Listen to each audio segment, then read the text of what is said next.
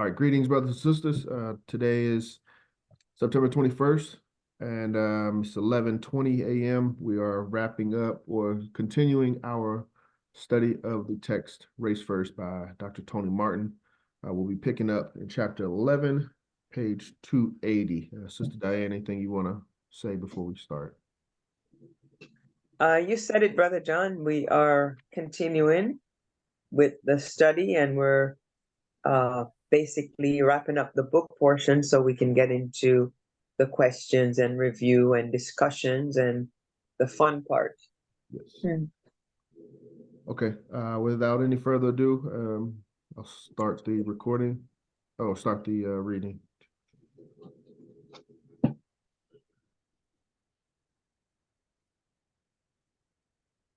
The struggle between the NAACP and the UNIA achieved its highest embodiment in the personal feud between Du Bois and Garvey. Prior to Garvey's arrival in the United States, Du Bois had for many years been engaged in a celebrated ideological altercation with Booker T. Washington, undisputedly the most powerful black man in America for the 2 decades or so prior to his death in 1915.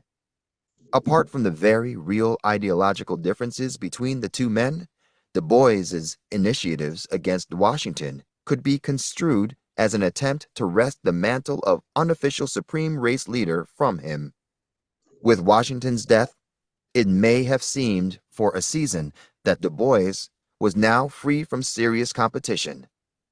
Yet, within 4 months of Washington's burial, Garvey had arrived obscurely in the United States, and by 1920, he had established, beyond all reasonable doubt, the fact that the country once more had a race leader of sufficient stature to clearly overshadow his contemporaries. He had appeared from nowhere and had overtaken the incumbent leadership with lightning strides. The battle which developed between himself and Du Bois far surpassed in acrimony the earlier Washington-Du Bois debate. The latter had, at least externally, been a rather genteel affair. The Du Bois-Garvey battle soon degenerated into a no-holds-barred contest in which all pretensions to decorum were dispensed with. What was most fascinating about the Garvey-Du Bois struggle was that it was in a most real sense a continuation of the Washington-Du Bois debate.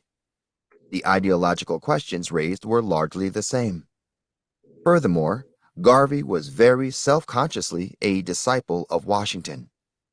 Along with his admiration for Washington, Garvey had early imbibed a dislike for Du Bois. He therefore saw himself as the heir to Washington's fight against Du Bois and never missed an opportunity to compare the two, to the detriment of Du Bois. It is impossible to pinpoint the exact date on which Garvey first became aware of Washington's ideas. The West Indies of Garvey's childhood had long been exposed to debates on the question of industrial education, the type popularized by Washington. Such debates in the West Indies had antedated Washington by many years. Yet, in the West Indies, as in America, Washington's influence provided a source of increased interest in industrial and agricultural schools. As a boy, Garvey lived in St. Anne's Parish on Jamaica's north coast, where in 1909, pioneer Barbadian Pan-Africanist Dr. Albert Thorne started an industrial school. By this time, interest in Washington's educational experiments was widespread in the islands, and West Indian students were attending Washington's Tuskegee Institute. Several West Indian delegates attended Washington's International Conference on the Negro held at Tuskegee in 1912. Among them were a group of Jamaican educators, including the island's Director of Education. A resolution presented to the conference by British West Indian delegates, among them teachers and students at Tuskegee, called for the erection of a Tuskegee in the West Indies and for a visit to the islands by Booker T. Washington. It was not long after this conference, reported in the London-based Africa Times and Orient Review, for which Garvey worked, that Garvey read Washington's autobiography, up from slavery. This had a profound effect on him, and it is from this event that, as he put it, his doom of being a race leader dawned on him. A Garvey letter to Washington in 1915 referred to a previous letter of 1914 and to Washington's reply inviting Garvey to Tuskegee. Garvey expressed his intention of leaving Jamaica in May or June 1915 for a speaking tour which would be confined mostly to race audiences in the South. This was to be a fundraising tour to provide the wherewithal for alleviating suffering in Jamaica. He wrote, "I need not reacquaint you of the horrible conditions prevailing among our people in the West Indies, as you are so well informed of happenings over Negrodom." He enclosed a UNIA manifesto which stated among its local objects, as opposed to international objectives, the establishment of industrial colleges. Washington replied 2 weeks later, promising to do whatever he could to make Garvey's stay in the United States as profitable as possible. Less than 7 months later, however, Washington was dead. Garvey therefore postponed his visit and held a memorial meeting for Washington at Kingston's Collegiate Hall. He also busied himself lecturing throughout the island, bringing Washington's life and work to the attention of, in his words, the sleeping Jamaica Negro public. He informed Washington's associate, Emmett J. Scott, that he would soon be undertaking his tour to raise funds for his Industrial Farm and Institute scheme. By now, Garvey was immersed in Washington's ideas. By February 1916, the letterhead on his stationery bore a Washington quotation to the effect that the man on top could not hold down the man below without keeping himself down too. He reiterated in a letter to Washington's successor, R. Moton, his desire to set up an industrial farm and institute in Jamaica along Tuskegee lines to teach race pride, race development, and other useful subjects. He even referred in Washingtonian terms to minor assistance obtained from cultured white people. When Moton paid a brief visit to Jamaica shortly after this letter, Garvey managed a few fleeting words with him despite efforts to prevent any such contact on the part of persons who by now considered Garvey a nuisance. The brief encounter with Moton was in March 1916, the same month in which Garvey left Jamaica for the United States. During his first tour of the States, he went to Tuskegee and met Emmett J. Scott, who provided him with introductions to influential persons. Garvey returned to Tuskegee late in 1923. This time, he remained a few days, addressed the students, and left what the student newspaper called a substantial contribution of $50 to the scholarship fund. He made a promise of an annual gift. "Language fails me," he wrote at the end of his visit, "to express my high appreciation for the service Dr. Washington has rendered to us as a people." Washington was, of course, and continues to be, a controversial historical figure. Many have seen him primarily as a great accommodator willing to compromise with racism to buy time for the black man in his struggle for survival. Garvey was not oblivious of this aspect of Washington's career. He believed that Washington's reluctance to indulge in open agitation for political rights and his dependence on white philanthropy may have been inevitable during Washington's lifetime. In the new reality of the post-war world, however, the industrially educated Negro would himself evolve a new ideal after having been trained by the sage of Tuskegee. Rather than attack Washington on these points, he preferred to argue that Washington himself would have made these kinds of adjustments if he had lived. Garvey became increasingly intolerant of Washington's successor, R. Moton, when it became clear that he would not make the required adjustments to the new age. Garvey openly denounced him in the late 1920s, and in 1929 he wrote, "Dr. Moton is kept by white philanthropists, therefore, such a black man has absolutely no right talking on behalf of the Negro race." Garvey, therefore, was aware of and did not necessarily approve those elements in Washington's program, which have caused him to be labeled an accommodator. What he more typically saw in Washington's career were self-reliance and race pride, both qualities that he professed not to see in Du Bois. For whereas Washington was an originator and builder who, out of nothing, constructed the greatest educational and industrial institution of the race in modern times, Du Bois was a bombast and iconoclast, full of vicious and malicious criticisms of other men. Washington, he said, was therefore worth more than 2 million Du Boises. Similarly, Garvey saw in the UNIA a continuation of Washington's hostility to social equality, as the generalized social intermingling between the races was often called. Another aspect of Washington's career, which Garvey also admired, was the worldwide scope of his influence. If Garvey became disenchanted with R.R. Moton in T. Thomas Fortune, editor of the Negro World, he had a close associate who had been for many years a close aide to Washington. Indeed, Fortune thought that he must have known Washington more intimately than anyone else during the 18 years of their relationship. Hardly a day passed during that period, he said, without the two being in direct contact, either personally or by letter or telegram. On Fortune's death in 1928, the Negro World sketched the links between Washington, Fortune, and Garvey.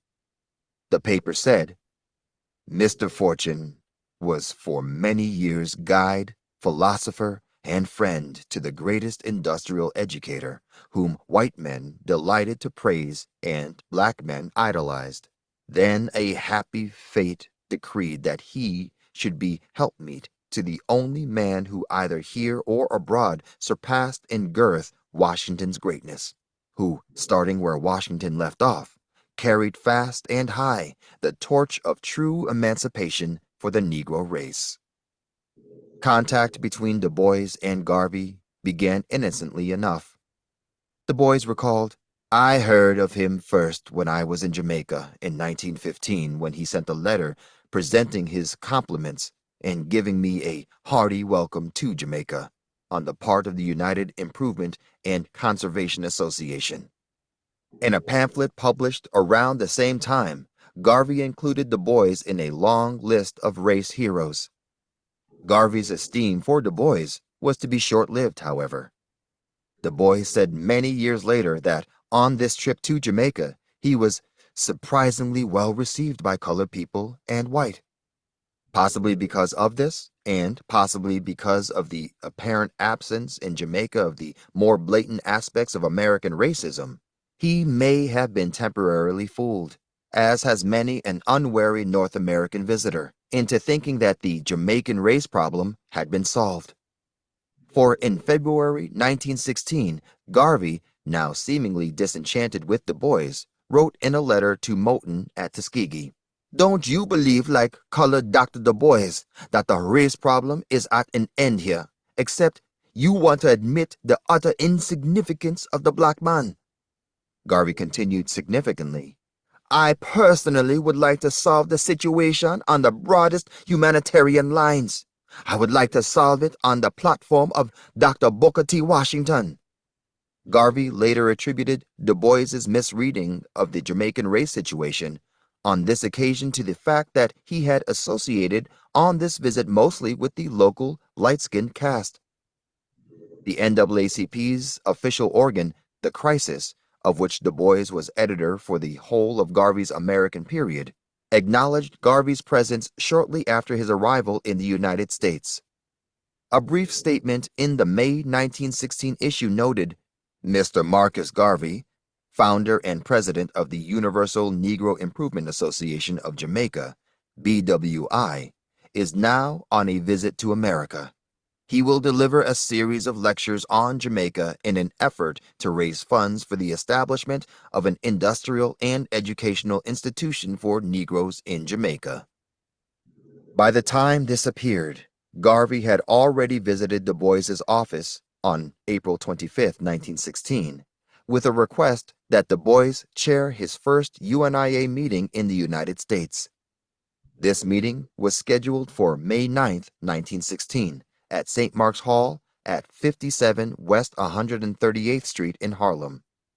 The subject was to be Jamaica.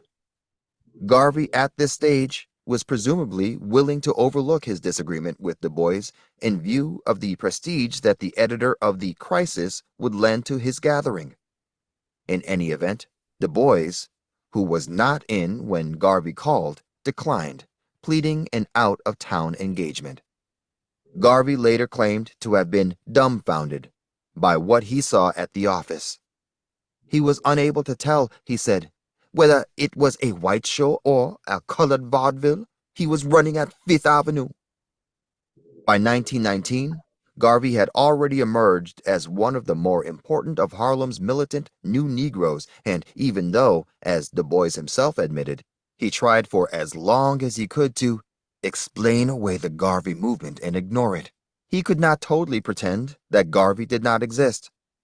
For one thing, the occasional reference to Garvey, sometimes explicit, sometimes veiled, intruded into the Crisis. During Du Bois's absence in France in 1919, for example, a long editorial considered favorably the new demand of Africa for the Africans and even advocated limited Afro-American migration to Africa, though not at the expense of the struggle at home. A brief Crisis report later that year carried news of Garvey's conflict with the district attorney in New York. In the same year, a UNIA commissioner in France crossed Du Bois's path and actually attended the latter's hastily organized Pan-African Congress. And in December, the Crisis felt obliged to affirm the right of the Negro World and other radical black papers to publish in the face of an onslaught against the black press by Southerners in Congress, backed by the Attorney General. By 1920, Garvey was very near, if not at the peak of his career, so that even though Du Bois continued to try, it was now becoming very difficult indeed to ignore him. For one thing, two of Du Bois's former associates were now among Garvey's closest colleagues. They were John Edward Bruce and William H. Ferris, both of whom had been among the 59 who issued the call to the founding meeting of Du Bois's well-known Niagara movement in 1905. Both were knighted by Garvey. Bruce also had been president of the Negro Society for Historical Research, founded in Yonkers, New York, in 1911. Du Bois had been a corresponding member of that society. So was Mrs. Marie Duchalier of Bocas del Toro, Panama, by 1920, a UNIA organizer, and Duce Muhammad Ali, Garvey's former employer in England and himself connected for a time with the UNIA. Garvey's staunchest Liberian supporter, Chief Justice James J. Dawson, a former vice president of Liberia, was an honorary member. Du Bois could not have been unaware of the Garveyite connections of at least some of this impressive list of the highly educated element whom he called the talented tenth. From the beginning of 1920, then, Du Bois began to direct some crisis editorials toward Garvey. Even at this point, however, he still wanted to ignore his new rival and confined himself to thinly veiled references to Garvey without actually naming him. In January 1920, he editorialized favorably on the new mood of separatism and race consciousness expressed in such slogans as Asia for the Asians and Africa for the Africans. He suggested that the white man should get out of the black communities all over the world or provide utter justice for all. Here is the choice, he wrote. Which will you have, my masters? In March, though, in response to criticisms of the NAACP's interracial character from an unnamed source, a crisis editorial argued that black people could not strive for equality in white society and separation at the same time, and vigorously defended white participation in the NAACP. Shortly thereafter, Garvey sneered at Du Bois's receipt of the Spingarn Medal for founding the Pan-African Congress. He considered William Monroe Trotter, who had broken with Du Bois, to have performed a worthier task in presenting a petition of his National Equal Rights League to the Paris Peace Conference. Trotter, he pointed out, had been too radical for the NAACP's white point of view. 2 weeks before the start of his 1920 convention, Garvey wrote to Du Bois, "Dear Dr. Du Bois, at the International Convention of Negroes to be held in New York during the month of August, the Negro people of America will elect a leader by the popular vote of the delegates from the 48 states of the Union. This leader, as elected, will be the accredited spokesman of the American Negro people. You are hereby asked to be good enough to allow us to place your name in nomination for the post." Du Bois remained outwardly calm in the face of this assault on his ego. "I thank you for your suggestion," he replied, "but under no circumstances can I allow my name to be presented." He then retaliated with a series of requests from Garvey for detailed information on UNIA finances, membership, property, activities and accomplishments, and more, for a critical estimate to be published in the crisis. Soon after the start of the convention, it was announced that Du Bois had attended an early session. This brought forth a Garvey denunciation of Du Bois, which drew the day's most enthusiastic applause. In a reference to two of the latter's well-known publications, Garvey declared that Du Bois could not preach close ranks with white America one day and dark water the next. To add to his discomfiture, Du Bois had been mistakenly blamed by the Chicago Tribune for the Back to Africa riot in that city, in which Garvey had supposedly been implicated. Halfway through the convention, Garvey informed an interviewer for the National Civic Federation that Du Bois represented the antebellum Negro, as opposed to the militant post-war nude Negro. 4 days later, Du Bois told the same interviewer that Garvey was not sincere. He also said here what was to become something of an obsession with him, namely that Garvey's followers were the lowest type of Negroes, mostly from the Indies, and that the UNIA could in no way be considered an Afro-American movement. He We also can move it. denounced Garvey as an ally of Bolsheviks and Sinn Feiners. Despite this forthright denunciation of Garvey made in private, Du Bois continued his policy of veiled public attack in the crisis, the September issue of which carried an editorial on West Indians directed, on Du Bois's own admission, at Garvey and the UNIA. By this time, Du Bois's efforts at ignoring Garvey had come to the attention of Chandler Owen and A. Philip Randolph, whose Messenger, in an editorial entitled "A Record of the Darker Races," a takeoff on the subtitle of the crisis, pointed out that the crisis did not live up to its subtitle. The Messenger showed that although the crisis had mentioned minor race events, it had allowed Garvey's spectacular happenings in New York City to be unreported. Perhaps in response to this criticism, the November crisis finally took cognizance of Garvey's August convention in a few brief lines hidden away in the midst of several brief and relatively unimportant news items. This same issue carried yet another Du Bois editorial against attacks from unnamed sources on his advocacy of social equality. This time, Du Bois attempted to use Booker T. Washington against the Garveyite neo-Washington camp by suggesting that Washington himself, the great opponent of social equality, had participated in functions with white people. The usual Garveyite response to this kind of argument was, of course, that Washington took the white people's money but built himself an independent black power base with it. Garvey probably did not know it, but his contempt for Du Bois's history of dependence on whites was shared by Mary White Ovington, who privately contrasted Du Bois's influence among white people with his lesser influence among black people, even within the NAACP. She then remarked, with a contempt hardly less than Garvey's, "His career has been made by the whites. First, Dr. Bumstead," the Atlanta University president who hired Du Bois, Next, various members of the NAACP. Ovington herself maintained an unlikely relationship with the Negro world, which in 1921 and 1922 regularly carried her book chat column.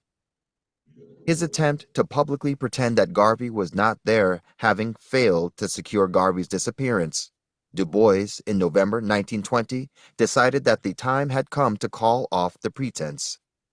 He wrote W.A. Domingo, by now a known enemy of Garvey, "May I ask if you have any information concerning Mr. Marcus Garvey and his organizations which you would be willing to give me?"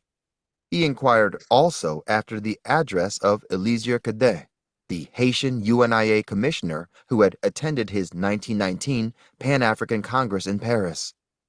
The letter was returned to him, and he sent it off to historian Arthur A. Schomburg in the hope that Schomburg could locate Domingo and forward it. The letter seems to have gotten no further than Schomburg, but the December crisis nevertheless featured a Du Bois article entitled Marcus Garvey. The battle was now irrevocably joined. In this article, as in most but by no means all of his published comments on Garvey, Du Bois affected the pose of the impartial scholarly observer, a posture that never prevented his analyses of Garvey from being to varying degrees distorted and inaccurate.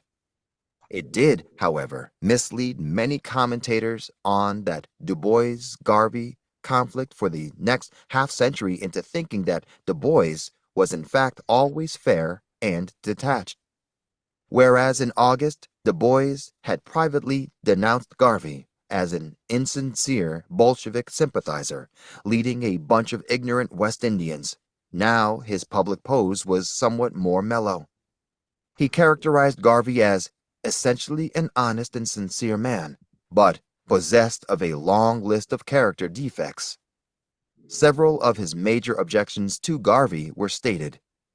Inveterate snob that he was, he scoffed at what he considered Garvey's defects of training, much as he had long flayed all those, including Washington, who would not acknowledge the near-divine right of the talented 10th to lead the race.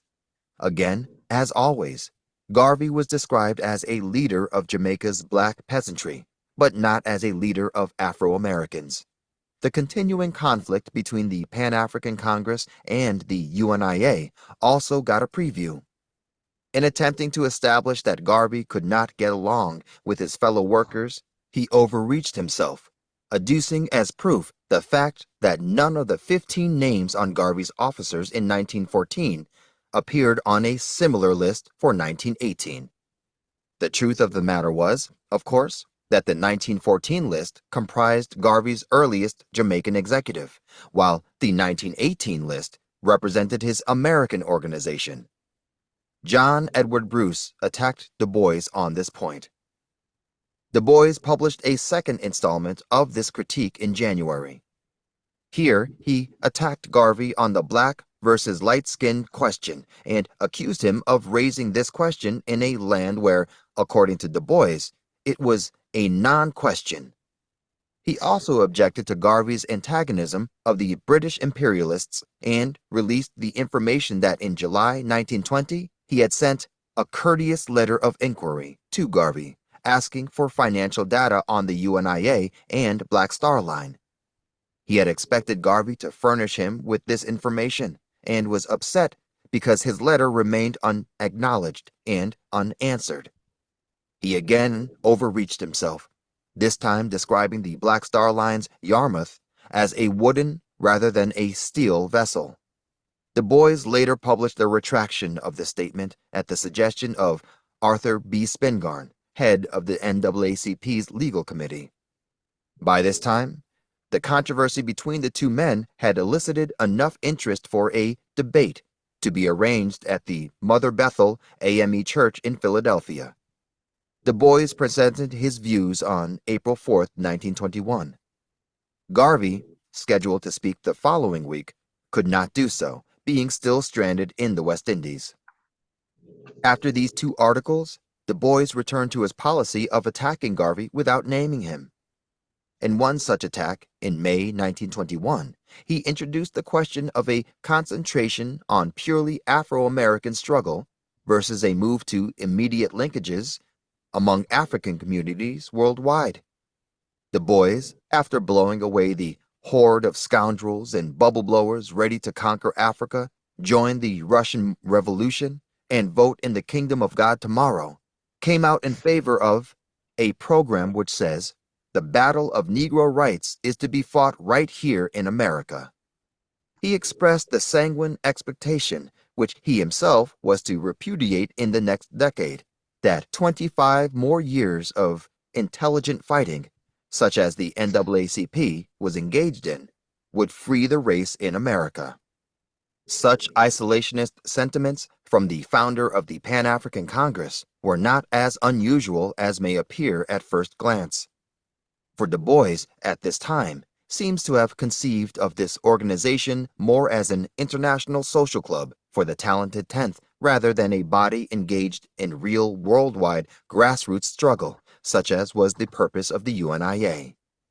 He himself said as much in a letter to Secretary of State Charles Hughes 1 month after the appearance of this article.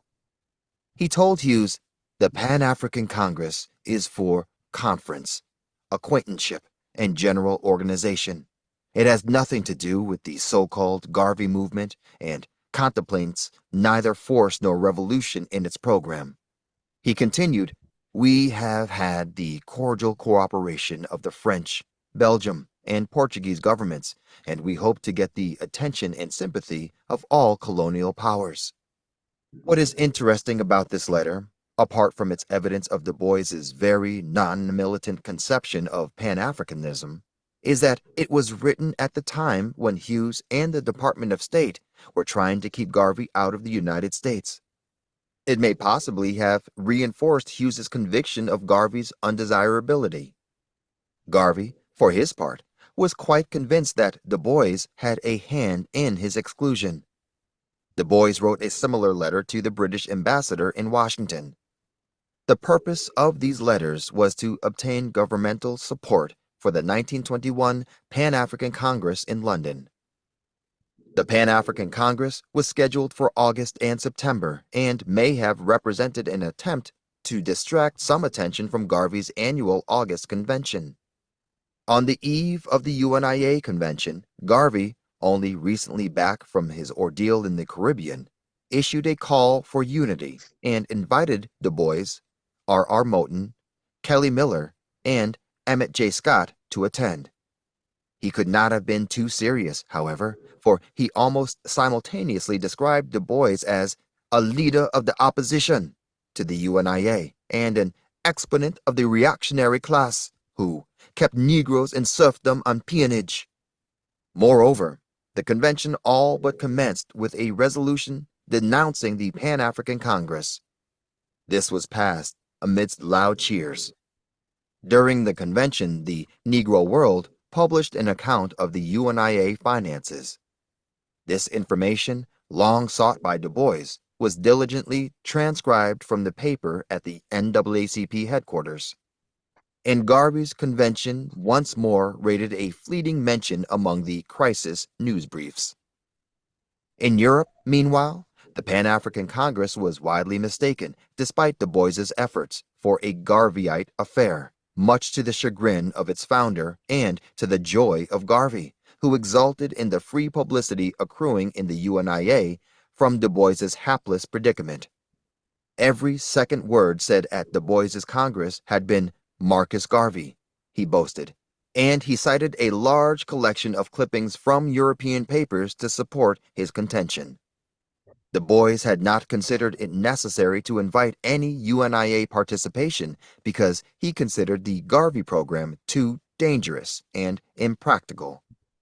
Garvey's ideas and influence, nevertheless, continued to haunt the proceedings.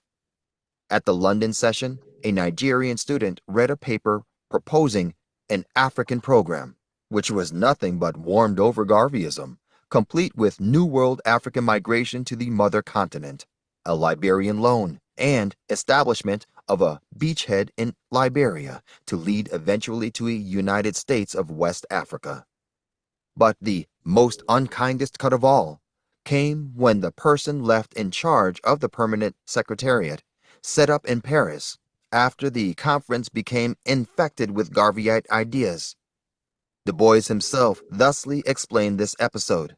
Just as the Garvey movement made its thesis industrial cooperation, so the new young secretary of the Pan-African movement, a colored Paris public school teacher, wanted to combine investment and profit with the idea of Pan-Africa.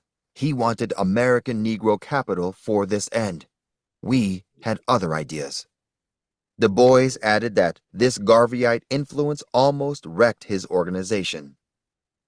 The problems of Du Bois's 1921 Pan-African Congress were not made any less worrisome by a stream of hostile comments emanating from the Negro World editorials of William H. Ferris.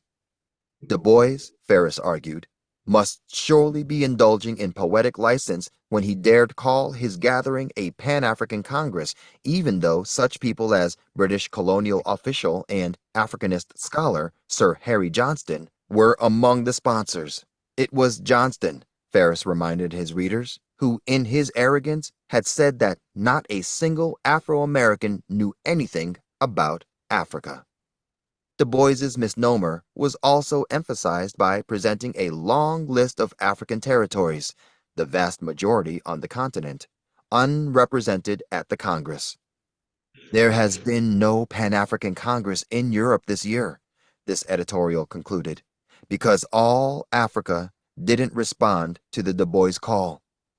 Ferris wrote off Du Bois's gathering as a joke, a racial adulteration, an exclusive college function, comprising 30 delegates and 2,000 white so-called audiences. Furthermore, Ferris saw in this latest Du Bois endeavor merely the most recent example of Du Bois's long-standing tendency toward plagiarism. He argued that Du Bois had incorporated Ida Wells Barnett's anti-lynching program without giving her credit for it. 8 years after William Monroe Trotter's Guardian and race organization had appeared, Ferris continued, Du Bois had started a magazine and organization along similar lines. The only credit he gave Trotter for his idea was to call him a fanatic. Du Bois's short history of the Negro was but a shorter version of one published 9 years earlier by a black man whom Du Bois had referred to as an upstart. 10 years previously, Deuce Muhammad Ali had written Booker T. Washington, Dr. W.S. Scarborough, and Du Bois, informing them of the impending appearance of his magazine designed to draw closer together the darker races of the world. The first two had sent encouraging replies. Du Bois's reply had been described by Muhammad as pointless and disappointing. Yet, Du Bois later copied Muhammad's idea. Now, after having found fault with God,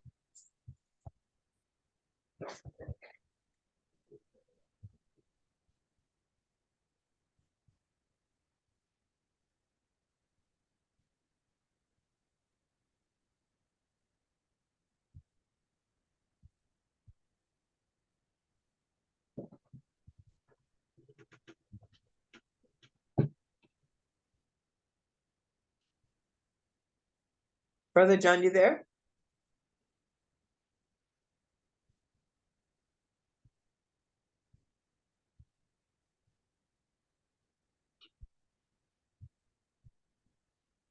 Brother John?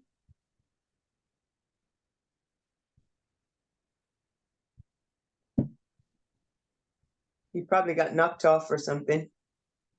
Knocked off the line. Probably.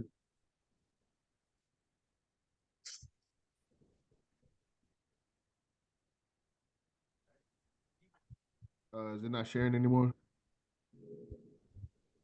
Nah. Okay.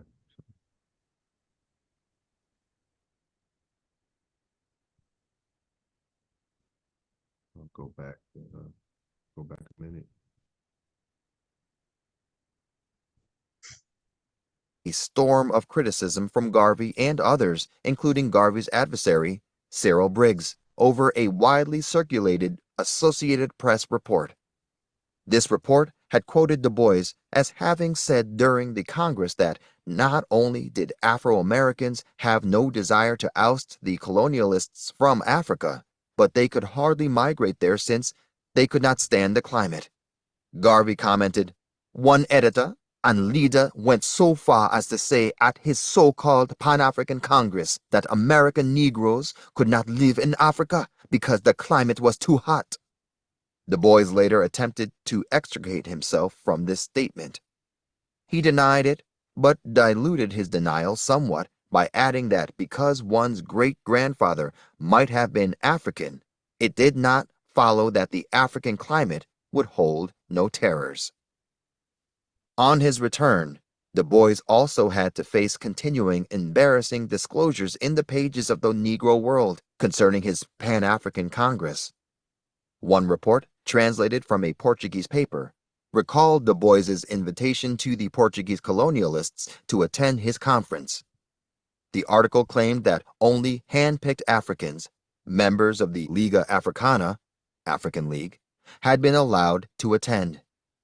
These delegates had then returned to Portuguese-controlled Africa, where two of them, Nicolas Santos Pinto and José de Magalhães, were heckled and forced to stop speaking when they tried to extol the virtues of the Pan-African Congress.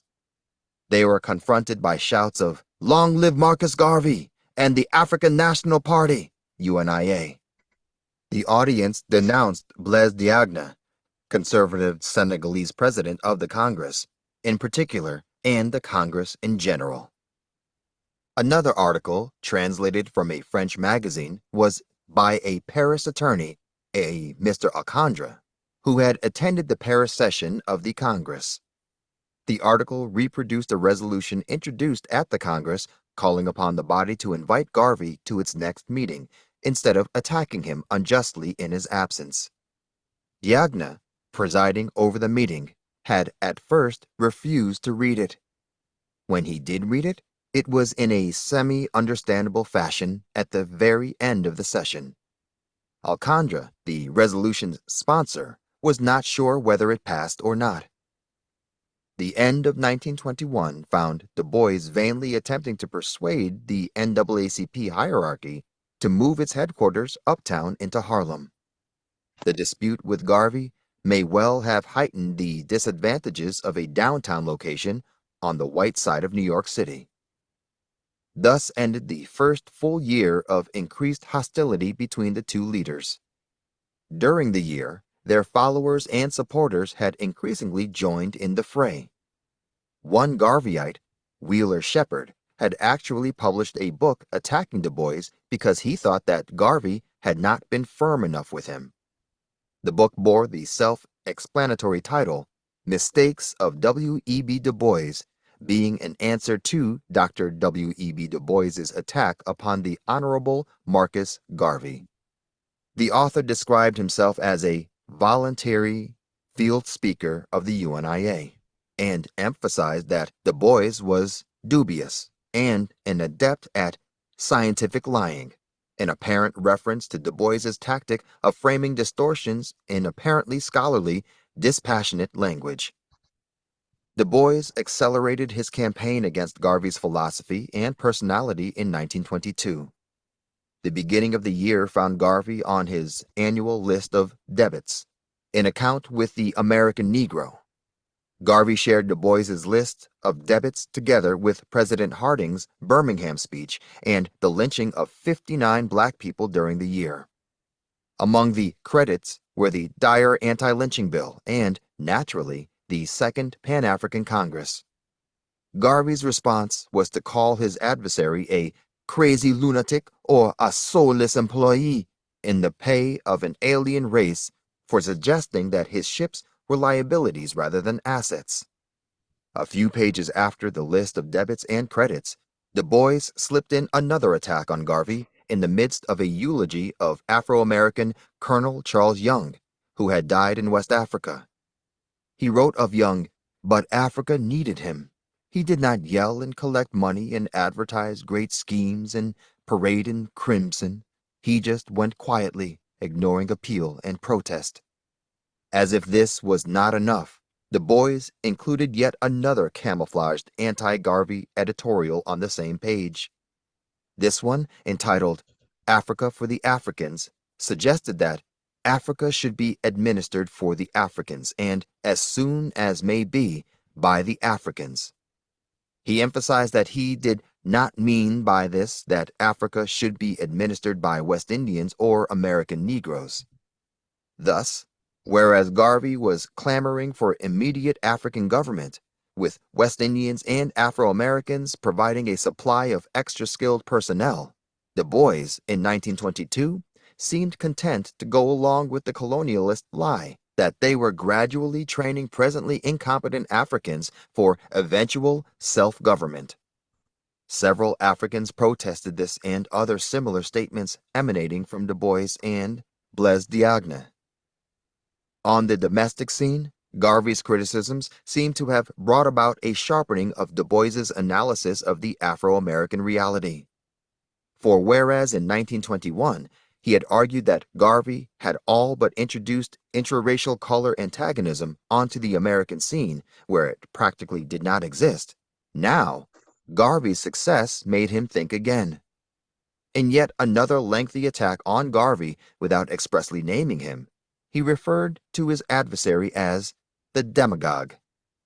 From now on in our new awakening, he declared, our self-criticism, our impatience and passion, we must expect the demagogue among Negroes more and more. He will come to lead, inflame, lie, and steal.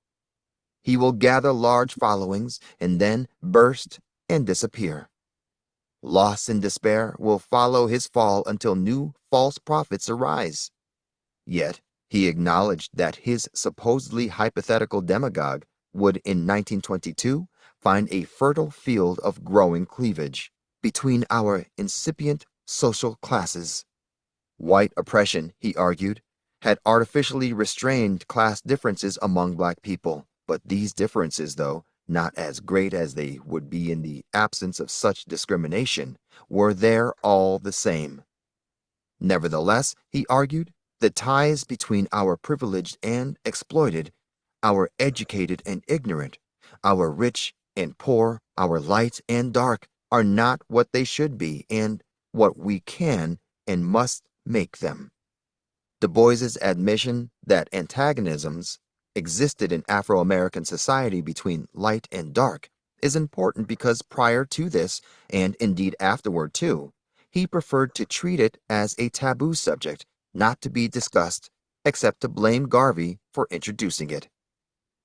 After this spate of sniping attacks during the first half of 1922, Du Bois decided that the time had come for another article openly directed at Garvey.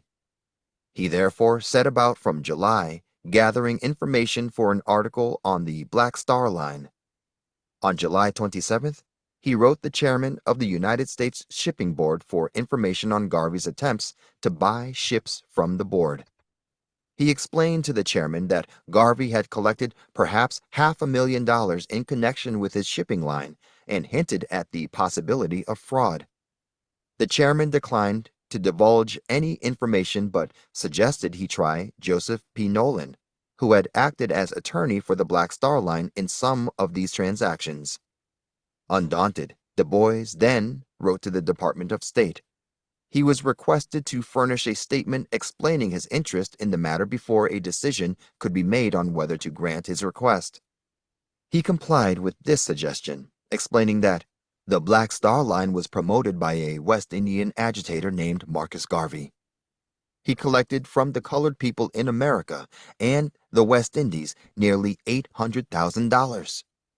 Many persons, he suggested, had lost money in the process.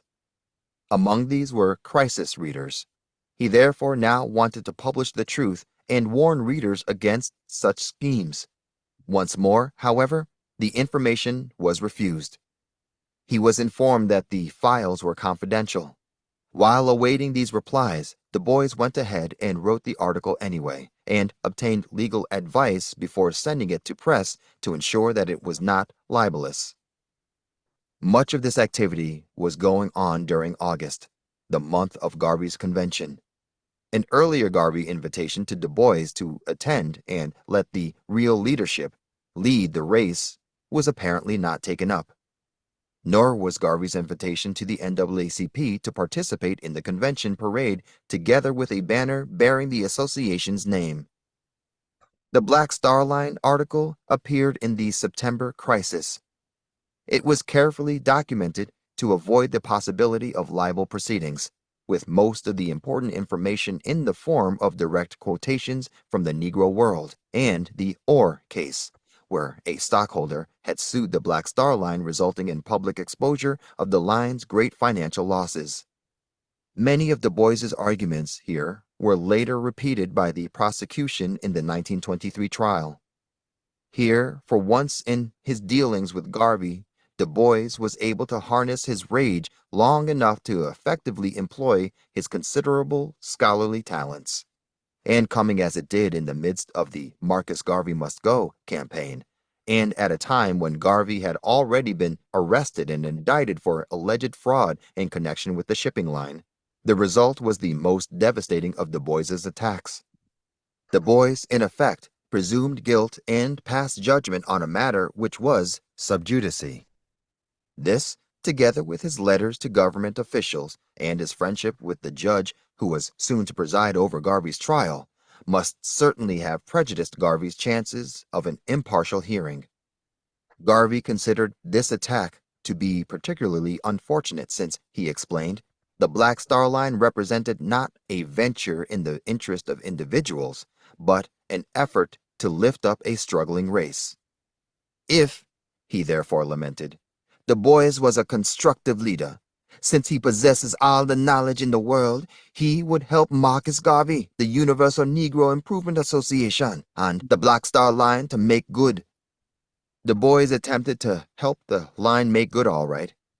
He wrote the Secretary of State for 2 ships to, in effect, take the line over. The Black Star Line article marked the beginning of an escalated series of open attacks on Garvey. One of these articles appeared in November and concerned Dr. Leroy Bundy's defection from the NAACP to the UNIA. Bundy had been arrested during the 1917 massacre of black people in East St. Louis for encouraging the black community to arm in self-defense and charged with murder and incitement to riot. He collaborated for a while with the NAACP, which organized a defense fund and prepared to defend him. Somewhere along the line, Bundy fell out with the NAACP and defected to the UNIA camp. During the 1922 convention, he was knighted by Garvey, and the convention elected him First Assistant President General. In response to the incessant NAACP accusations of financial mismanagement, Garvey countered with an accusation of his own. What, the Negro World inquired, had become of the $50,000 collected by the NAACP for Bundy's defense. Only $150 had been spent on Bundy, the paper charged. The NAACP's legal director, Arthur Spingarn, had suggested that Du Bois publish a very brief resume of the disbursements and expenditures in the Bundy matter. Du Bois published a 6-page article on the affair, which was duly repudiated by 2 Ferris editorials in the Negro World. The year 1923 was greeted by a Du Bois attempt to prove that the UNIA had fewer than 18,000 members. To do this, he published a UNIA financial report, which he claimed had been suppressed up to that time. The figure for subscriptions was relatively small, and Du Bois presumed that all branches had sent in all their subscriptions and that paid-up members and active members were necessarily the same. When he discovered that only around 200 delegates had voted at the 1922 convention, he concluded that this was an indication of the small number of delegates present, not realizing that votes were cast by delegation rather than by individual. Du Bois's conclusions concerning membership here were obviously a gross understatement. When white papers could conservatively estimate 20,000 to 25,000 persons attending the first session of Garvey's 1920 convention, or 3,000 people at one meeting of the Chicago branch alone, or 100,000 people parading and jamming the sidewalks of Harlem in 1926 demanding Garvey's release, then the enormity of Du Bois's underestimate becomes clear. Garvey at this stage issued an answer to his many critics, refuting, among other things, the charge that his following represented the ignorant and gullible. This Garvey statement appeared about the same time as an NAACP press release of January 25th, giving advanced publicity to Du Bois's most elaborate onslaught against Garvey, a 10-page article appearing in the February issue of the White Century magazine. The article portrayed Garvey as a semi-comic figure. It began, "There was a long, low, unfinished church basement, roofed over. A little fat black man, ugly, with intelligent eyes and big head, was seated on a plank platform beside a throne, dressed in a military uniform of the gayest mid-Victorian type. Among the lucky recipients of titles was the former private secretary of Booker T. Washington." In this article, Du Bois restated most of his ideological and other differences with Garvey. There was first the question of race. He insisted, contradictorily, that intra-racial color lines were essentially a West Indian phenomenon, despite the near-white aristocracies of cities like Charleston and New Orleans, and despite the fact that the proportion of mulattoes who were free and who gained some wealth and education was greater than that of blacks because of the favor of their white parents. He even admitted that after emancipation in America, color caste tended to arise again, and that in his own time, it was fashionable for light-skinned Afro-Americans to pose as Spanish or Portuguese. In the face of all this voluntary evidence to the contrary, he stubbornly insisted that intraracial color antagonism was practically unknown in Afro-America because all-pervading white racism forced light-skinned folk to refer to themselves as Negroes. That this position was due largely to his own feeling of vulnerability as a person of very light hue was apparently unconsciously admitted when he stated, "Colored folk as white, as the whitest, came to describe themselves as Negroes." Imagine, then, the surprise and disgust of these Americans when Garvey launched his Jamaican color scheme. For someone sensitive about his color, as Du Bois was, the intraracial color question was best treated by silence. He said so in this article, though he foisted his idea upon the bulk of Afro-Americans. He said, "It came to be generally regarded as the poorest possible taste for a Negro even to refer to differences of color." Coupled with his refusal to admit of a homegrown color question within the race, Du Bois came very near in this article to a condescending, amused, and even offensive treatment of Garvey's blackness.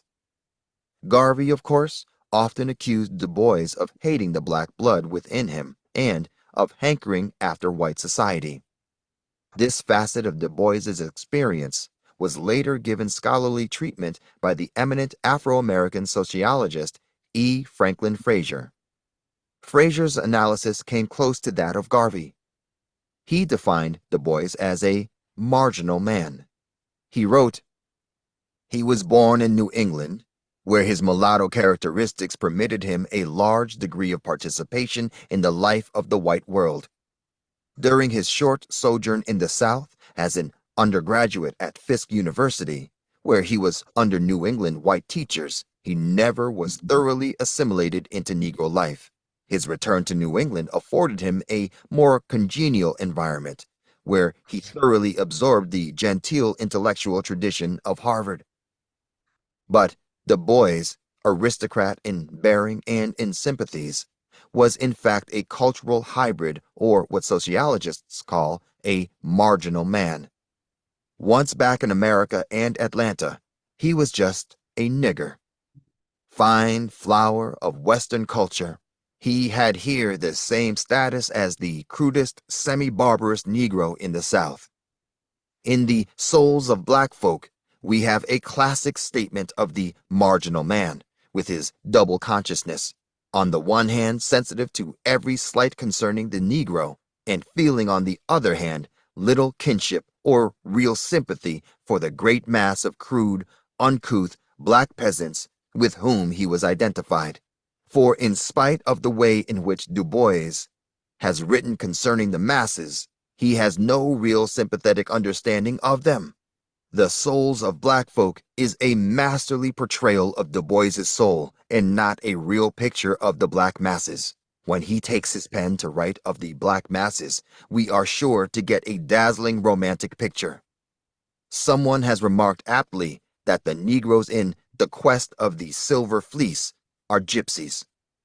The voice of Du Bois is genuine only when he speaks as the representative of the talented tenth. In the Century article, Du Bois restated his contention that Garvey was essentially a leader of West Indian peasants who was uninterested in and not very knowledgeable about Afro-American struggles. Recurring here also was his typical disdain for Garvey and all others who had not been educated at Harvard and Berlin. Garvey, he said, had no thorough education and a very hazy idea of the technique of civilization. He again voiced his disapproval of Garvey's anti-imperialist attitude and accused Garvey of trying to take over Liberia. The seesaw struggle in his mind between separation and integration was now firmly on the side of integration. Not in segregation, he pontificated, but in closer, larger unity lies interracial peace. And with his insistence against segregation, he recognized the affinity between Booker T. Washington and Garvey. He disposed of them jointly with the claim that the present generation of Negroes has survived two grave temptations. The greater one, fathered by Booker T. Washington, which said, "Let politics alone, keep in your place, work hard, and do not complain," and which meant perpetual color cast for colored folk by their own cooperation and consent, and the consequent inevitable debauchery of the white world, and the lesser, fathered by Marcus Garvey, which said, "Give up, surrender, the struggle is useless, back to Africa and fight the white world." The Century attack, Du Bois's most comprehensive, did not go unanswered. Garvey's reply was swift and bitter. He addressed himself first to the racial slurs. The Negro World headline proclaimed W. E. Burghardt Du Bois as a hater of dark people. A subtitle followed, calls his own race black and ugly, judging from the white man's standard of beauty. Garvey declared, "This unfortunate mulatto, who bewails every day the drop of Negro blood in his veins, being sorry that he is not Dutch or French, has taken upon himself the responsibility of criticizing and condemning other people while holding himself up as the social, unapproachable, and the great I am of the Negro race." Garvey himself, no mean wielder of a vitriolic pen, continued to heap scorn and abuse on Du Bois's racial remarks. How he arrives at this conclusion that Marcus Garvey is ugly, being a Negro, is impossible to determine, he raged, indulging his fondness for referring to himself in the third person. In that if there is any ugliness in the Negro race, it would be reflected more through Du Bois than Marcus Garvey, in that he himself tells us that he is a little Dutch, a little French, and a little Negro. Why, in fact, the man is a monstrosity. Brother John. Garvey could not see why this professor, who sees ugliness in being black, essays to be a leader of the Negro people. Mr. Diane? To move it up a little bit. Well, I think he's on a page that's not, we're on reading on 300. Oh, okay, all right.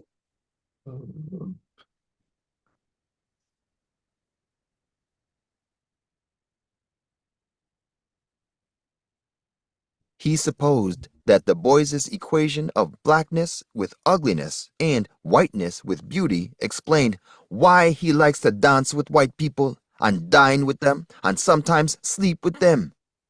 In Du Bois's racial attitude, he preferred to find an explanation for the bleaching processes and the hair straightening escapades of some of the people who are identified with the National Association for the Advancement of Colored People in the mad desire of approach to the white race. It was for these reasons, too, no doubt, that the erudite doctor kept a French beard. Garvey also took credit for having embarrassed the NAACP after his 1916 visit to their offices into hiring black James Weldon Johnson and William Pickens.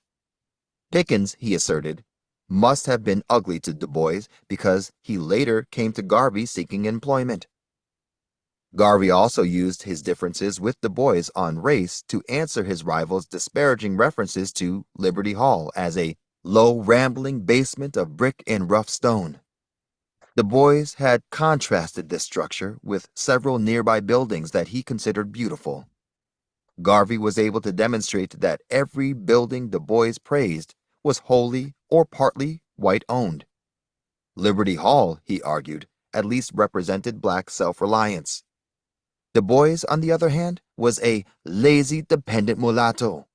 Du Bois's jeering at Garvey's knighthoods was also seen as a lack of racial consciousness, for he certainly would have exulted in a similar honor from a white potentate.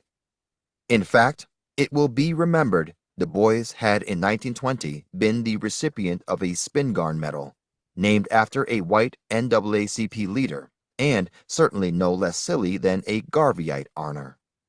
And he certainly exulted later in the gilded, frock-coated pageantry that surrounded his brief stint as a United States representative in Liberia.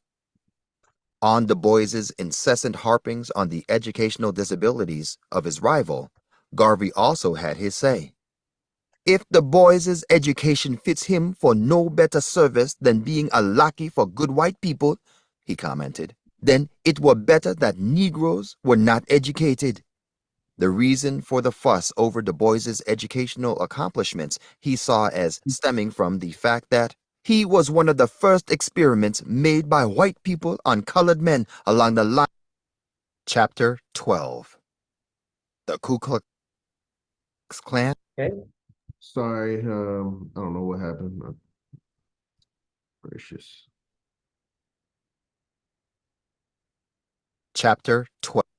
Chapter Oh,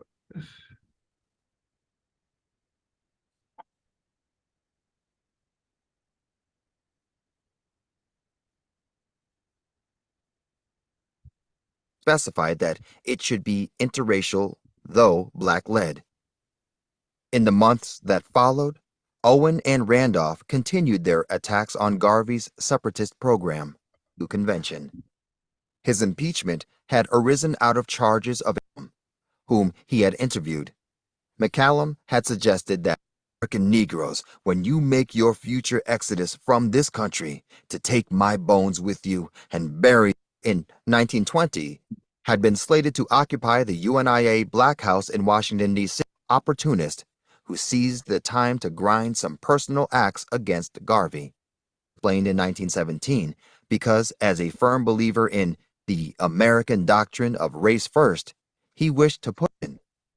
Then, the Black Star Line idea was no part of its effects, race first. His defense. The trip never materialized. Randolph later claimed, at the height of the campaign against Garvey, that the fool should bear him back much further. Randolph claims the distinction of having given Garvey as the represented a formidable coalition of the most influential black integrationist leaders in the land. Concerning Garvey's offer of temporary employment until the 1921 convention, he explained, "This I decided to try out for all it was worth. If I should have to leave the NAACP, which I never wanted, referred in that speech to the need for a black economic base." In 1931, the Negro World made the same point. Page 1 headlines declared, "Dr. received during the convention, and the delegates saw in this the consummation of Du Bois." yeah, I can't remember. That's okay. I guess we could have gone on to the next one. It's really short because we're gonna review everything anyway.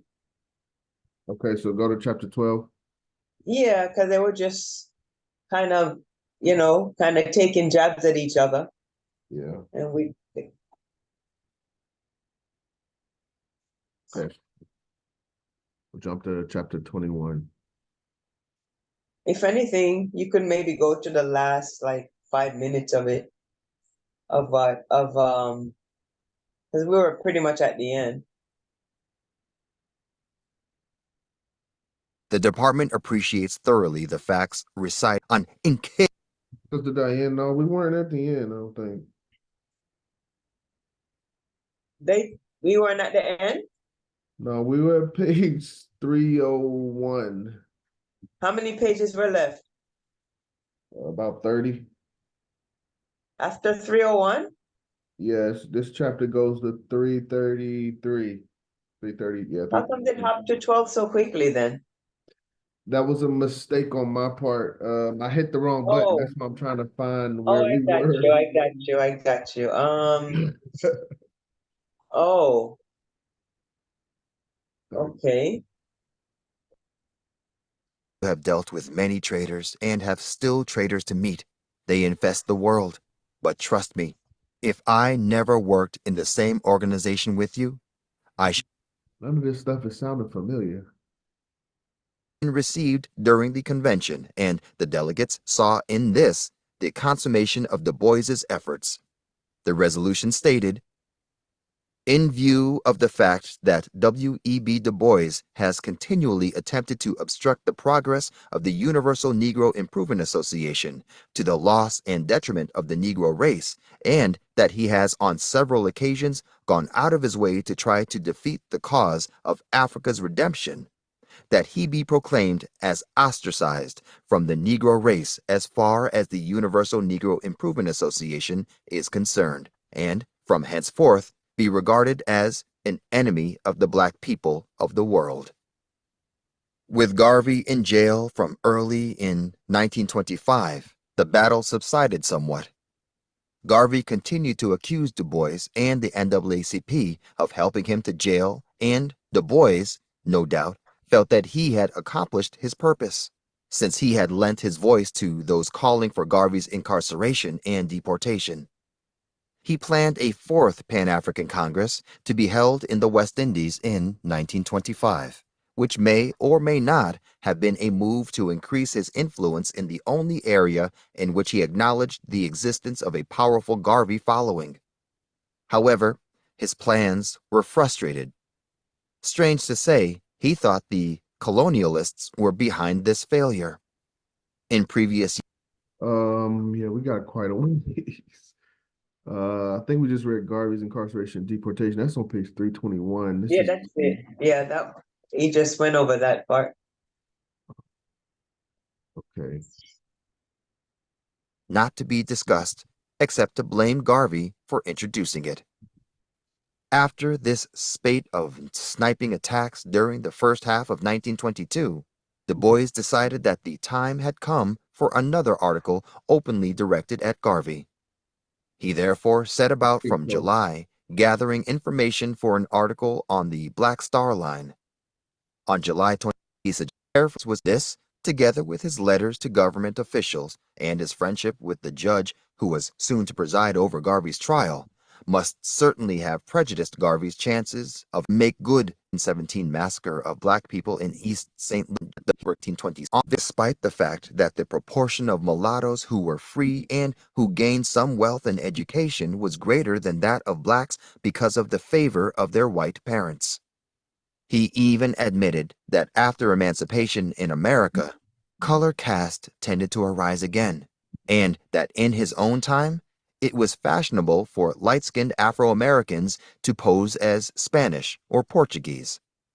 In the face of all this voluntary evidence to the contrary, he stubbornly insisted that interracial color antagonism was practically unknown in Afro-America because all-pervading white racism forced light-skinned folk to refer to themselves as Negroes. That this position was due largely to his own feeling of vulnerability as a person of very light hue was apparently unconsciously admitted when he stated, "Colored folk as white, as the whitest, came to describe themselves as Negroes." Imagine, then, the surprise and disgust of these Americans when Garvey launched his Jamaican color scheme. For someone sensitive about his color, as Du Bois was, the intraracial color question was best treated by silence. He said so in this article, though he foisted his idea upon the bulk of Afro-Americans. He said it came to be generally regarded as the poorest possible taste for a Negro even to refer to differences of color. Coupled with his refusal to admit of a homegrown color question within the race, Du Bois came very near in this article to a condescending, amused, and even offensive treatment of Garvey's blackness. Garvey, of course, often accused Du Bois of hating the black blood within him, like the seesaw struggle in his mind. He himself tells us that he is a little Dutch, a little French, and a little Negro. Why, in fact, the man is a monstrosity. Garvey could not see why this professor, who sees ugliness in being black, essays to be a leader of the Negro people. He supposed that Du Bois's equation of blackness with ugliness and whiteness with beauty explained why he likes to dance with white people and dine with them and sometimes sleep with them. In Du Bois's racial attitude, he preferred to find an explanation for the bleaching processes and the hair straightening escapades of some of the people who are identified with the National Association for the Advancement of Colored People in the mad desire of approach to the white race. It was for these reasons, too, no doubt, that the erudite doctor kept a French beard. Garvey also took credit for having embarrassed the NAACP after his 1916 visit to their offices into hiring black James Weldon Johnson and William Pickens. Pickens, he asserted, must have been ugly to Du Bois because he later came to Garvey seeking employment. Garvey also used his differences with Du Bois on race to answer his rival's disparaging references to Liberty Hall as a low, rambling basement of brick and rough stone. Du Bois had contrasted this structure with several nearby buildings that he considered beautiful. Garvey was able to demonstrate that every building Du Bois praised was wholly or partly white-owned. Liberty Hall, he argued, at least represented black self-reliance. Du Bois, on the other hand, was a lazy, dependent mulatto. Du Bois's jeering at Garvey's knighthoods was also seen as a lack of racial consciousness, for he certainly would have exulted in a similar honor from a white potentate. In fact, it will be remembered Du Bois had in 1920 been the recipient of a Spingarn Medal, named after a white NAACP leader, and certainly no less silly than a Garveyite honor. And he certainly exulted later in the gilded, frock-coated pageantry that surrounded his brief stint as a United States representative in Liberia. On Du Bois's incessant harpings on the educational disabilities of his rival, Garvey also had his say. If Du Bois's education fits him for no better service than being a lackey for good white people, he commented, then it were better that Negroes were not educated. The reason for the fuss over Du Bois's educational accomplishments he saw as stemming from the fact that he was one of the first experiments made by white people on colored men along the lines of higher education. Despite the vehemence of his reply, Garvey did not address himself to some of Du Bois's accusations. He ignored the charge that he was a black Jamaican peasant uninterested in the Afro-American struggle. He ignored, too, Du Bois's assaults on his Liberian program and on his anti-imperialist attitude. Garvey repeated many of these arguments in the months that followed. During these months, his trial took place, and he was imprisoned awaiting bail. He was out of jail in time for Du Bois's Third Pan-African Congress, however. Du Bois blamed Garvey for the poor showing of this Congress. He wrote later that the unfortunate debacle of his over-advertised schemes naturally hurt and made difficult further effective development of the Pan-African Congress idea. Nevertheless, both Kelly Miller, In America, and Casely Hayford's Gold Coast Leader came out at this time in favor of Garvey's African program over Du Bois's Pan-African Congress.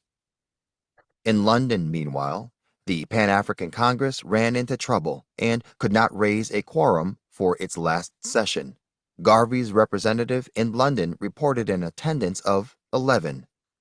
Du Bois's report of a larger representation Garvey attributed to double counting and the inclusion of a few curious people who looked in briefly. Of all the Africans in the world, Garvey lamented, Du Bois could not get 20 to meet with him. Instead, the principal speakers, apart from Du Bois himself, who was principal speaker at most sessions, were white persons having peculiar ideas about the Negro, especially Sir Sidney Olivier and H.G. Wells. Why a Pan-African Congress in such company? Garvey wanted to know. The thing is unholy, and is bound to die the death of the unrighteous. Similar criticisms were voiced by A. Philip Randolph and Chandler Owen of the Messenger, which editorialized, Dr. Du Bois represented the 12 millions of American Negroes without their consent, and Mr. H.G. Wells, together with some other white English liberals, doubtless constituted the voice of the African section of Great Britain. Garvey made the same point more picturesquely.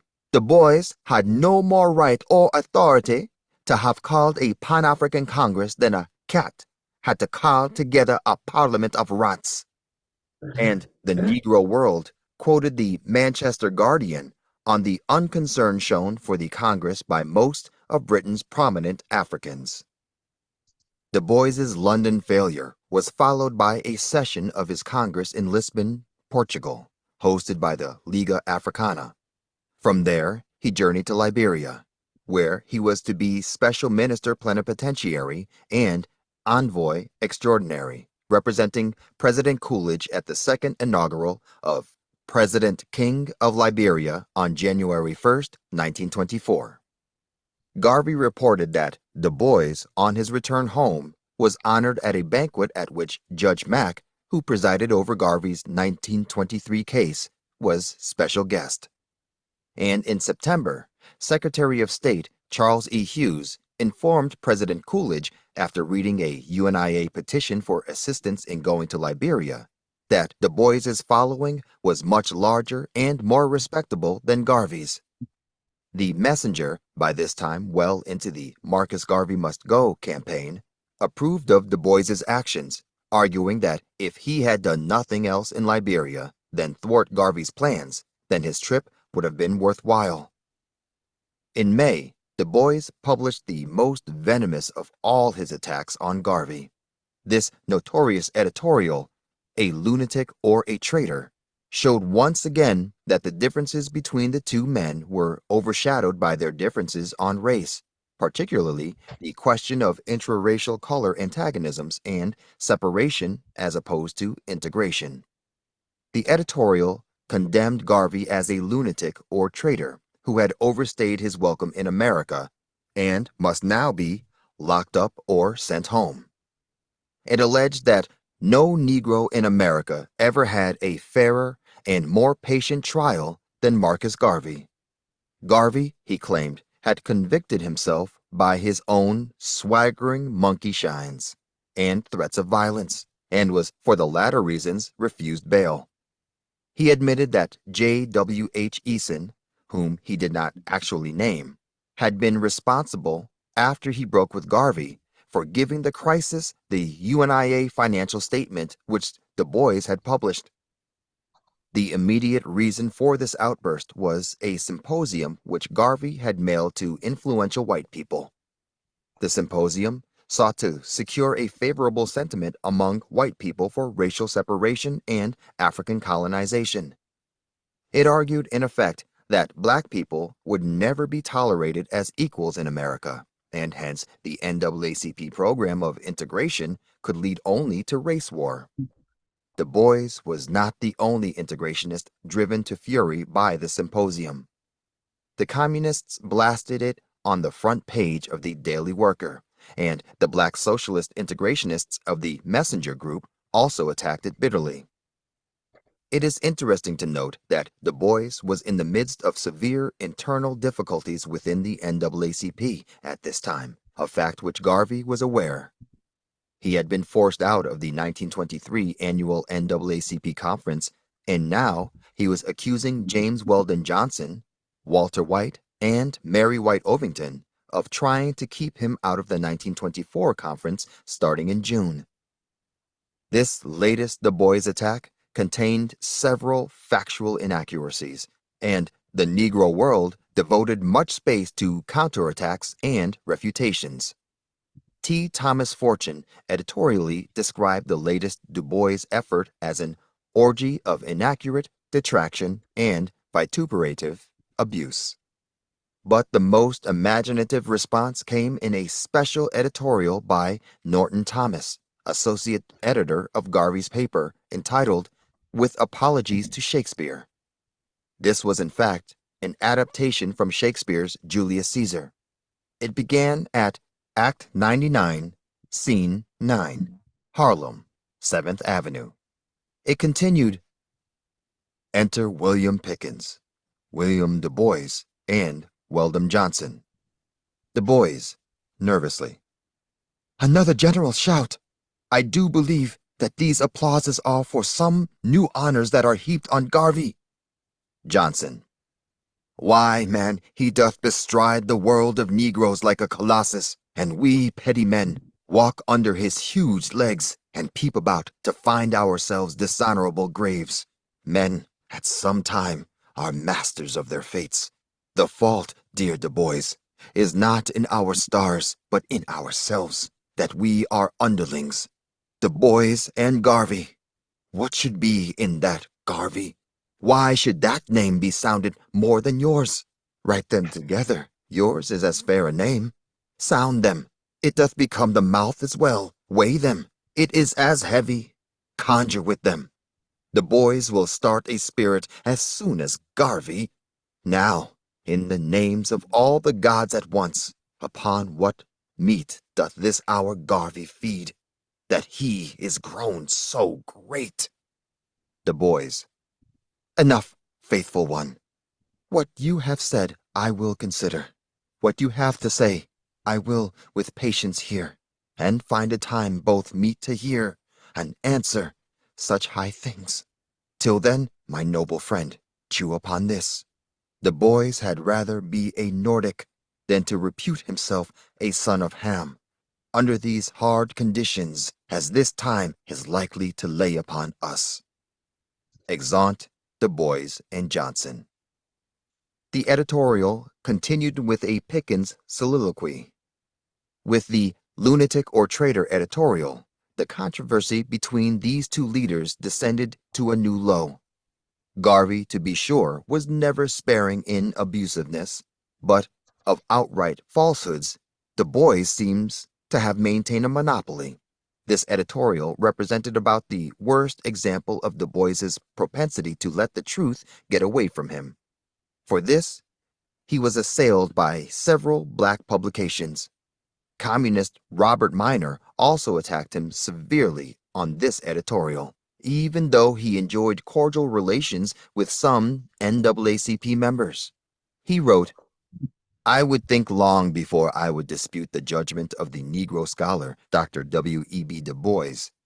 But when Dr. Du Bois writes that the United States government gave Garvey a fair and patient trial, and that Garvey was refused bail because of the repeated threats and cold-blooded assaults charged against his organization, and that he himself openly threatened to get the district attorney, etc., I get a different reaction from that intended by Dr. Du Bois. I am obliged to look beyond the details at the apparent fact that a government which hates the working class and which has never been unforgiving to grafting schemes, that such a government does not find a friend in Garvey." And above it all towers the fact that the Universal Negro Improvement Association, the largest organization of Negroes in the world, is made up almost entirely of the working class. I am waiting for some Negro leader who has organized more Negroes than Marcus Garvey has organized to criticize Garvey. And I frankly confess that if such a leader has been given a longer term in Leavenworth than Garvey received, I will listen to him more attentively. The lickspittles of capitalism in Washington do not love Marcus Garvey. This alone ought to make one of the working class think twice before condemning the man. His enemies say the government condemns Garvey for using questionable financial methods for the purpose of fleecing the masses of uneducated Negro workers.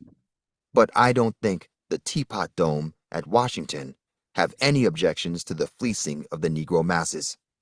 I think their solicitude is based on something else. The fact that Garvey is organizing many thousands of Negroes of the class that is destined to take over the earth, and makes a militant demand for a sweeping international liberation of colonial peoples, seems to me to be a more likely reason why Messrs. Coolidge, Dougherty, and, yes, Mr. Hughes of the State Department have interested themselves in Garvey. Shortly after the Lunatic or Traitor editorial, Du Bois and Garvey actually came face to face with each other for a brief and frightening moment. Du Bois, in the company of one W.P. Dabney, was waiting to enter a hotel elevator when out stepped a bevy of splendidly dressed ladies accompanied by a stout, dark gentleman gorgeously costumed in military attire. "Ye gods," wrote Dabney afterwards, "'twas Garvey." He saw me, a smile of recognition, then a glance at Du Bois. His eyes flew wide open. Stepping aside, he stared. Turning around, he stared, while Du Bois, looking straight forward, head uplifted, nostrils quivering, marched into the elevator. In response to a Dabney inquiry, Du Bois claimed that he did not see Garvey. His nostrils were quivering, he explained, because he smelled food. One result of the events of 1923 and 1924 was that both Garvey and Du Bois took the irreconcilability of their views to mean that total black unity was not only an impossibility, but a goal not even worth striving for. At the Sanhedrin, in February 1924, Allen Locke of Howard University and other prominent black persons had called for a rapprochement between the two rivals. Responding to such views before the start of the Sanhedrin, Garvey had argued that he and Du Bois could not come together on any constructive basis in such an all-embracing convention. For Du Bois was a modern extremist, preaching an integration ideal that might materialize in 2,000 years' time when all races had achieved equal material and cultural strength. For the time being, Garvey explained, the Negro has got to develop apart and create his own government and industrial foundation in order to catch up with a world that respected only political and economic strength. Du Bois in July came out equally strongly against unity, arguing that diversity and even some personal bickering were absolutely essential in the present situation of the Negro race. The NAACP, he argued, wanted the black man to become a full-fledged American citizen, and disagreed with contrary views. Under such circumstances, he declared, to talk unity and agreement is nonsense. If the National Association for the Advancement of Colored People is right, these other people are wrong. If one group is walking north and the other group walking south, then unity would mean an abdication of its position by one group. Only such people as were willing to accept its program were welcome to unite with the NAACP.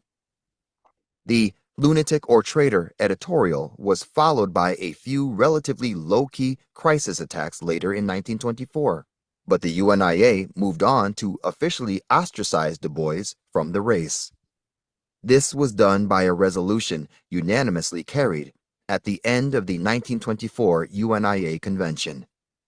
News of Liberia's final frustration of UNIA colonization had been received during the convention, and the delegates saw in this the consummation of Du Bois's efforts. The resolution stated, "In view of the fact that W.E.B. Du Bois has continually attempted to obstruct the progress of the Universal Negro Improvement Association to the loss and detriment of the Negro race, and that he has on several occasions gone out of his way to try to defeat the cause of Africa's redemption, that he be proclaimed as ostracized from the Negro race as far as the Universal Negro Improvement Association is concerned, and from henceforth be regarded as an enemy of the black people of the world." With Garvey in jail from early in 1925, the battle subsided somewhat. Garvey continued to accuse Du Bois and the NAACP of helping him to jail, and Du Bois, no doubt, felt that he had accomplished his purpose, since he had lent his voice to those calling for Garvey's incarceration and deportation. He planned a fourth Pan-African Congress to be held in the West Indies in 1925, which may or may not have been a move to increase his influence in the only area in which he acknowledged the existence of a powerful Garvey following. However, his plans were frustrated. Strange to say, he thought the colonialists were behind this failure. In previous years, he had blamed Garvey for his Congress setbacks. In 1927, however, Du Bois did succeed in holding a Congress in that greatest of all Garveyite strongholds, Harlem. The initiative had come largely from black women's organizations. Garvey was, of course, still in jail and had decreed that there should be no UNIA convention that year. So, in the UNIA convention month of August, Du Bois rushed in to fill the breach. His Congress went so far as to borrow Garvey's famous slogan and pass a resolution advocating Africa for the Africans. Hold on, I got lost. No, you're correct. Okay, here it is. Let's get For the convent, yes.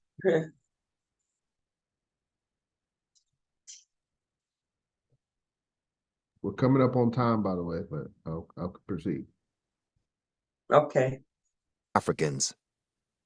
It would have been strange indeed if Du Bois could have held a Congress, even a 4-day one, in Harlem without some Garveyite interest. From the pages of the Negro World, Kelly Miller pointedly called Garvey a political prisoner, a greater race leader than all his predecessors, and the greatest ever advocate of African redemption. He called on the Pan-African Congress to demand clemency for Garvey. T. Thomas Fortune dropped in on the closing session to see for himself what was going on and returned to his office to write an editorial about it. He disagreed with much of what he heard, including the opinion of Professor Logan that it was not possible, nor would it be good to hope that the Europeans could or would be driven out of Africa, and that the Africans should cooperate with the white man.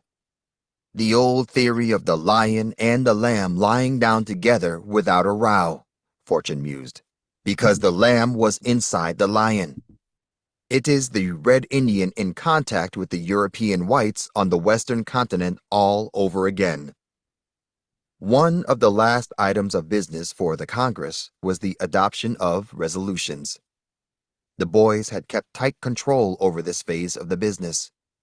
He drew up the resolutions himself, and they were approved by a committee.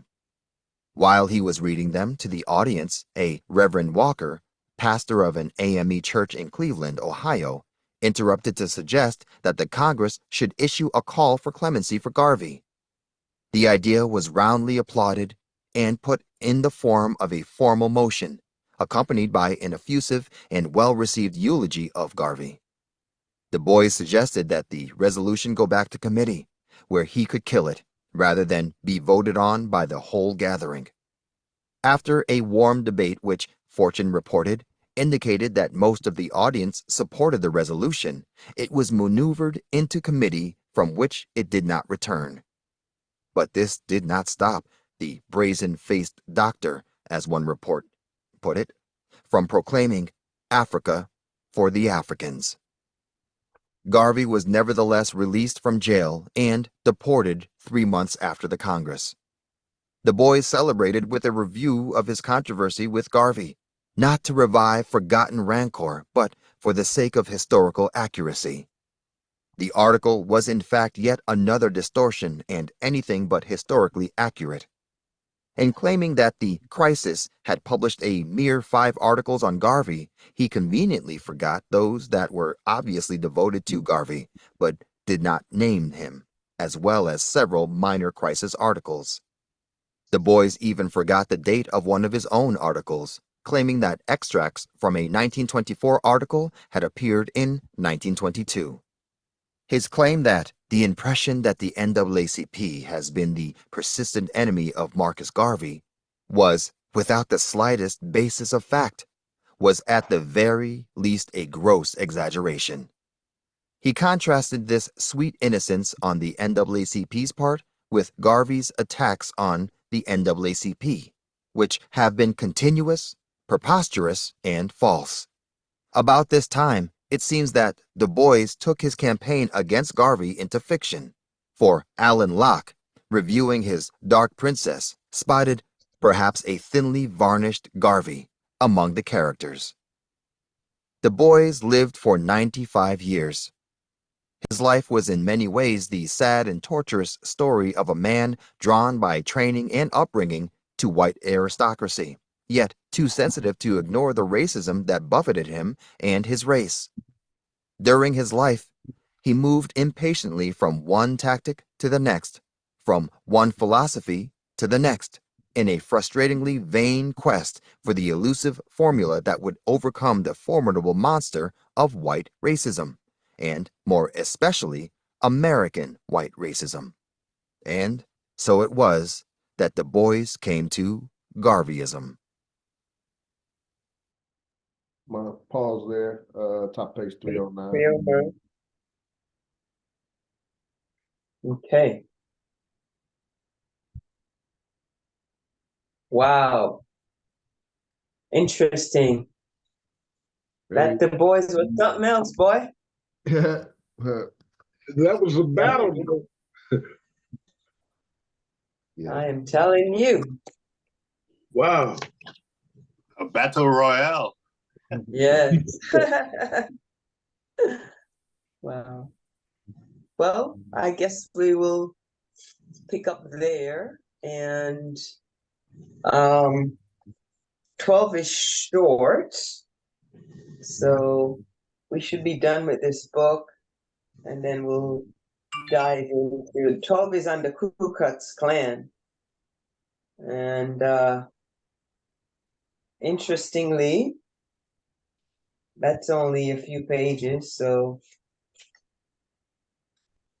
we will get into that and get out of the book and get into the discussions, questions, comments, concerns, the similarity to what was going on then and what's going on now, and how some things have changed and how some things simply hasn't.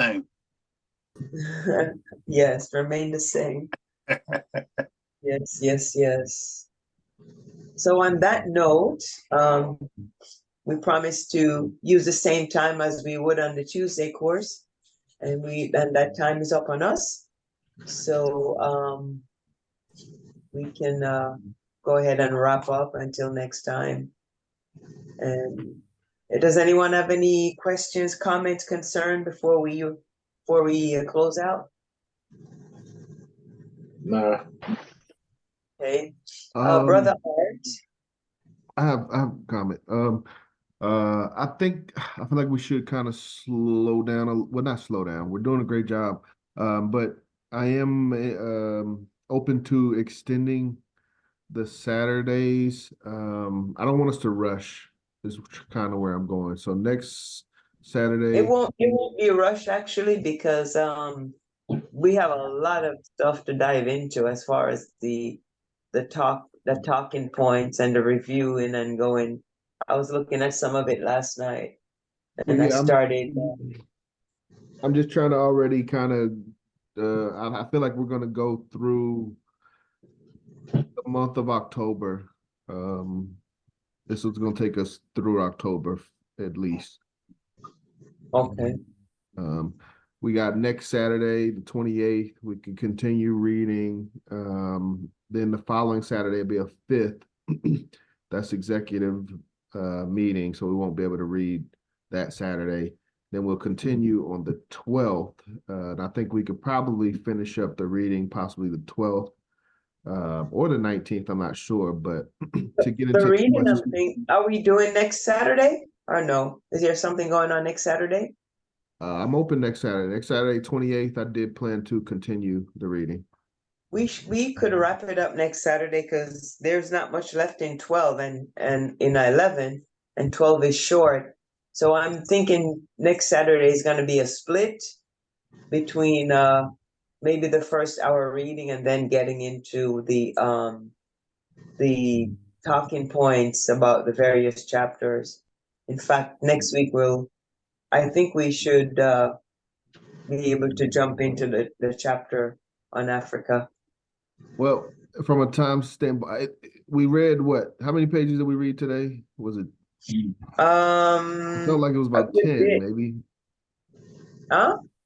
How many pages? It felt like 10 to 15.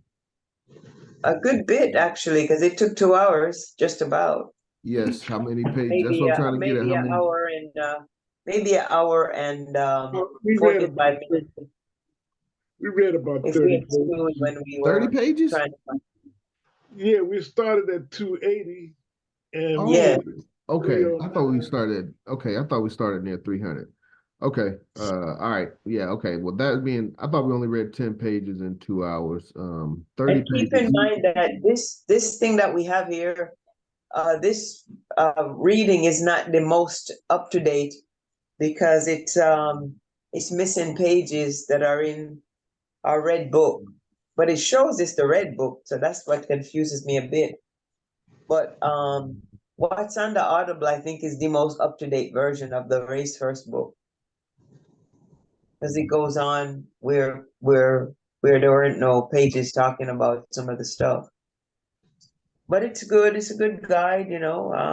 I'm good with it. Within between the three things, that reading the actual book and the stuff that the Audible book goes into, I think we have a pretty up to date. I think we're up to date pretty much. I think the Audible is probably the latest version, though. This is the book I have. Which one? You see it? Can you see it? The red one? No, this one. Yeah, that's what's on the Audible. That the one you have is what's the Audible is reading. So when they was reading, you weren't missing any pages, correct? Correct. Yes. There you go. But we're good. We're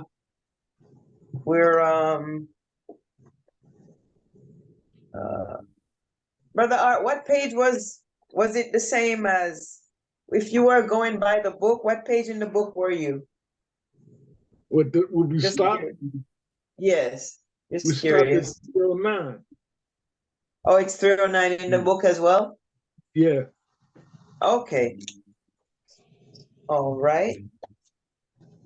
Yes, so I think we could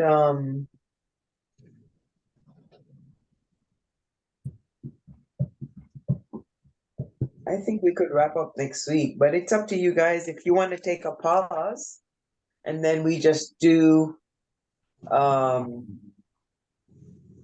think this is so it's kind of like like a little movie here, We're learning about the boys and his craziness and and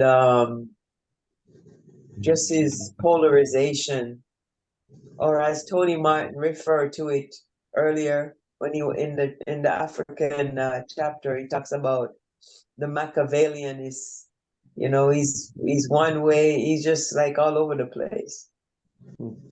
But anyway, when we get into the dialogue and the discussion, we can expound more on that, but it's kind of like he was in his own way to me. But you know, and Garvey's way, of course, and the black people's way. But anyway, I won't go on and on. I know we gotta wrap up. So if does anyone else anything to add before we leave, or are we good? Not me. Look forward to next week. Yes. Okay. So, Brother Art, if you want to take us out